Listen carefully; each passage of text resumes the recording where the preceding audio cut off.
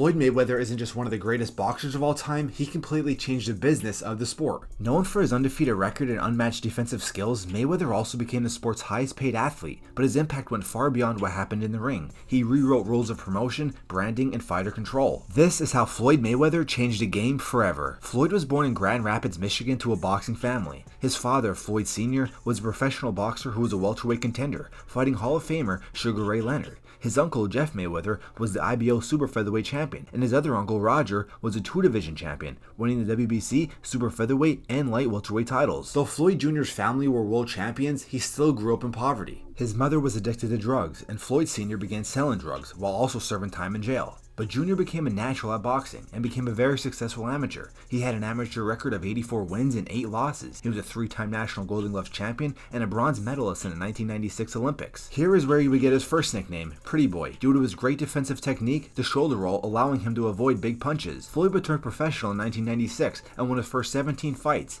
Right away, he was making noise around the boxing world due to his incredible talent. During this period of his career is also when Floyd had healthy hands and power, scoring 13 knockouts through those 17 fights. Just 2 years into his career, he would fight Genaro Hernandez for the WBC featherweight title. Hernandez was a very experienced fighter with multiple defenses on his resume, but the 21-year-old Mayweather completely outclassed him and stopped him in the 8th round. Floyd would defend that belt 8 times after, and honestly became one of the greatest super featherweight fighters of all time. He finally moved up in 2002 to fight Jose Luis Castillo for the WBC lightweight title. Floyd would beat Castillo, but it ended up being one of Floyd's hardest career fights, and many claimed that it was a robbery. But in their immediate rematch, Floyd won pretty clearly, once again picking up the unanimous decision victory. Floyd would begin a stretch of some very dominant wins that would lead to stoppage. He knocked out Philip Ndu in 2003 and Henry Bucellis in 2005. That year, he would have 3 total fights. Bucellis, like I mentioned, Arturo Gatti, and Sharmba Mitchell. All 3 he would win by knockout. The Gatti fight was one of the best boxing performances of the decade. Floyd would absolutely beat the brakes off Gatti, stopping him in the 6th round to win the super lightweight title. Following the Gatti fight, Mayweather bumped up to welterweight and continued his unbeaten streak. He beat the tough and unified Zab Judah in 2006, then unified the titles by beating Carlos Baltimore. But his true crossover moment came in 2007 when he faced Oscar De La Hoya at super welterweight. Despite moving up in weight and fighting a much bigger man, Mayweather edged out a split decision win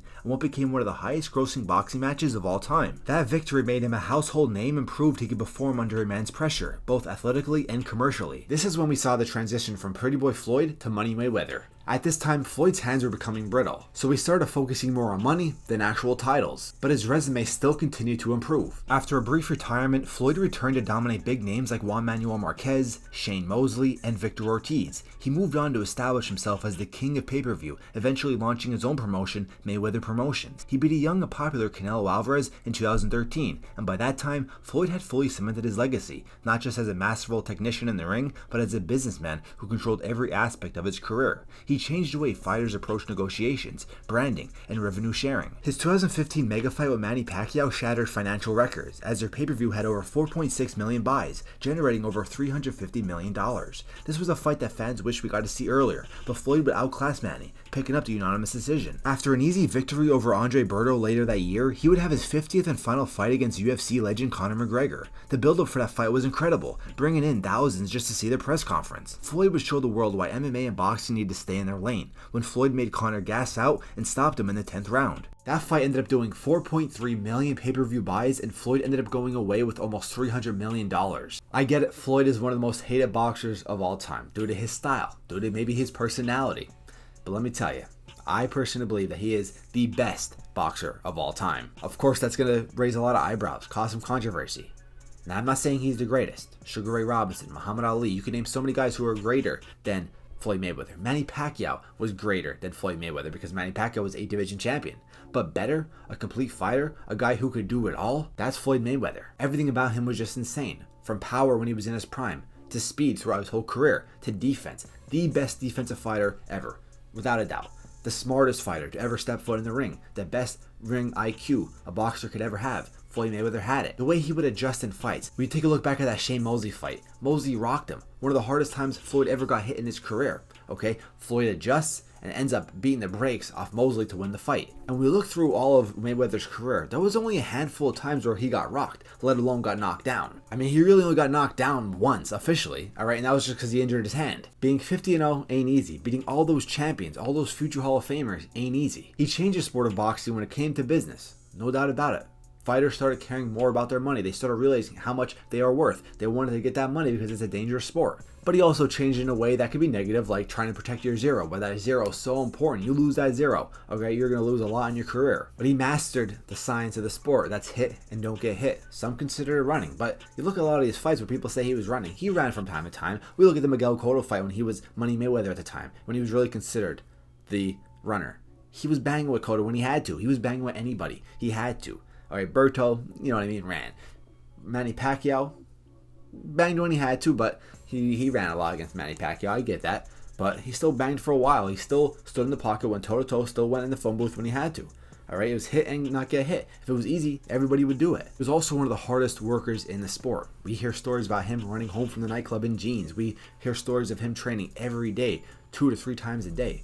We see the videos on YouTube of him training. They're incredible. And of course, the team around him, Roger Mayweather, his dad, Jeff Mayweather, so many good fighters, so many good trainers around him, such a good team around him. Hard work, dedication, that's what he would always preach when he was running. So Floyd absolutely changed the sport of boxing when it came in the ring and outside the ring when it came to business. Definitely the best businessman in boxing.